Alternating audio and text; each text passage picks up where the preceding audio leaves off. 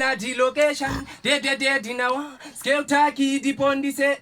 Gomanda kasora matarina, dovanda zipoda ne fasarina, mukosondi verenga makasina, detembiri kungia Johnny Sina, na wanda dem, tetok fura ne paneri mweso, weji kanzina mazibaba fura ne pano iwe, mariwa Burama, mariwa Isaka, kirosi jona kudano wazaka, iwe chikomana, pina mugrawa, musondo sindi tambizi frawa, jiripa mwana uyu, mufunge jine power, jine katsungu chakari wanza bawa, nakadanizira kutina Yesu, andisi Judasi, andisi mutenge, noda kuchena ndinoda teneso saka madzibaba dipei reso reitofura nepaneri mweso wechikanzina madzibaba fura nepano iwe mwari wa Burama mwari wa Isaka kirozi icho nakuda Noa dzaka reitofura nepaneri mweso wechikanzi man.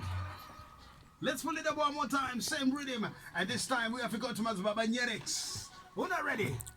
Nye Boss Love, Boss Libby, MJ, Lion. Now one of them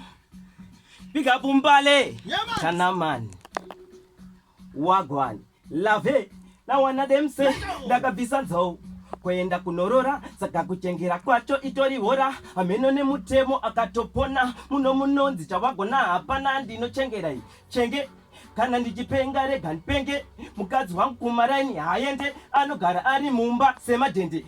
ini ndino chengerai, chenge, kana ndichipenga rega nipenge, mukadzi wangu kumaraini haende, anogara ari mumba sema dende, baby uripi ndiri kunamo, saka ipa chituna phone, akazonditi ndiri kuchechi ndikati ipa chesofoni ndakazomufonera iri tonight ndikati regoda uchita ngonono umwe musi akati ndikugesa ndikati foni yako isa mumvura ndomumutsa pakati peusiku ndomubvunza uri kurota ani kozva uri kuswera uri mudheni nhasi waona makonzo mangani nhasi ndamupa taski yekuverenga shuga 1 by 1 mangwana ndoda kuti abike rice 1 by 1 andidi kuti anyanye kurarisa because anogona kutizira inorwadza mari yandakabvisa wandombata anaye ndomukitisa padheni ndakaisa security